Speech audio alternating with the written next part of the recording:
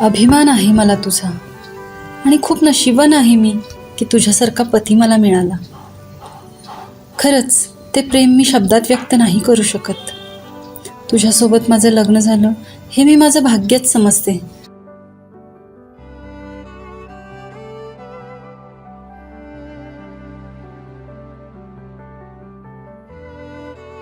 कारण तू न सांगता रोज मला माझ्या प्रत्येक गोष्टीत मदत करतोस.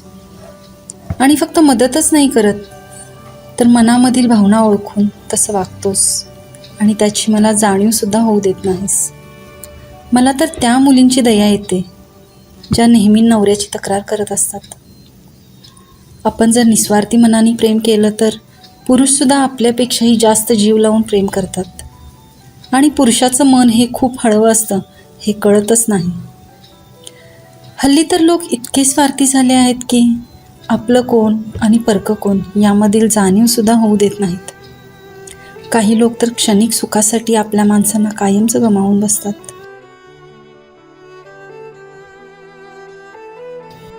पुरुष दिसायला काटेरी आणि मनातून मात्र खूप प्रेमळ असतो. मला तुझ्याकडून काहीच अपेक्षा नाही आहेत.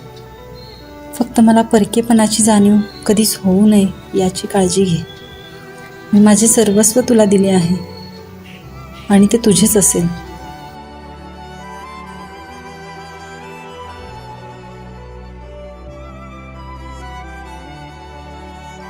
तिचा साहेबांचा कॉल होता. It's okay.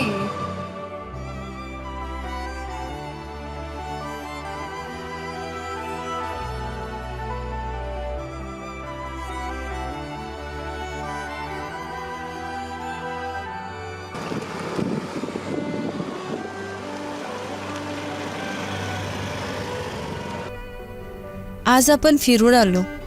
मी खूप खुश आहे.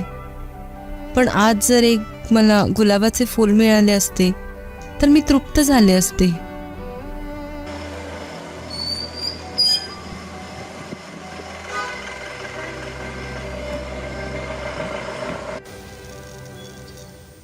माफ कर मला. मी तुला रोज गुलाब नाही देऊ शकत, पण तू माझी अर्धांगिनी आहेस. खूप प्रेम आहे तुझ्यावर. आपलं आयुष्यच इतकं व्यस्त झालं आहे की आपल्या नेहमीच्या कामामुळे एकमेकांना वेळ देता येत नाही. भविष्याची चिंता जरूर पाहिजे, पण त्याच्यामध्ये वर्तमान काळ खराब होऊ नये हे देखील खूप महत्त्वाचे. तुझ्या मनामध्ये ना सर्वात आधी माझा विचार असतो आणि आपल्या आईवडिलांइतकंच तू देखील माझ्यावर प्रेम करतेस. माझा परिवार कधी आपला करून घेतलीस ते मला सुद्धा कळलंच नाही. तुला भेटण्याआधी खूप विचारात पडलो होतो.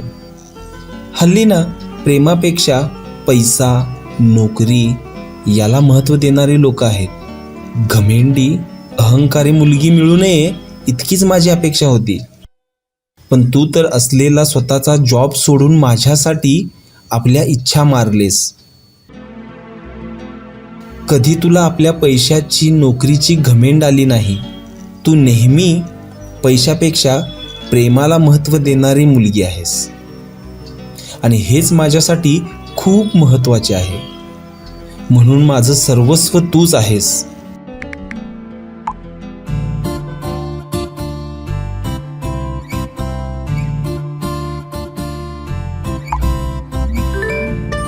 Dear Priya, first of all sorry. Your wish was to work after marriage, but I didn't allow you. Now I am allowing you to work. You have freedom, and this is your wedding anniversary gift. Love you.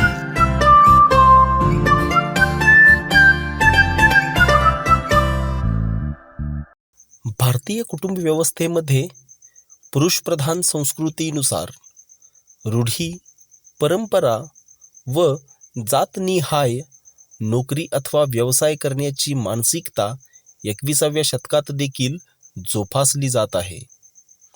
या मानसिकतेमुळे कुटुंबातील महिलेला नोकरी किंवा व्यवसाय न करण्याविषयी कुटुंबियांचा दबाव सहन करावा लागतो. या वास्तविकतेला अनुसरून महिलांनी नोकरी अथवा व्यवसाय करण्याकरिता आपण प्रोत्साहित केले पाहिजे. सदर लघुचित्रपटाद्वारे आम्ही सांगू इच्छितो, भारतातील प्रत्येक महिला आपल्या इच्छेनुसार नोकरी अथवा व्यवसाय करू शकते आणि आपण त्यांना आधार देणे गरजेचे आहे.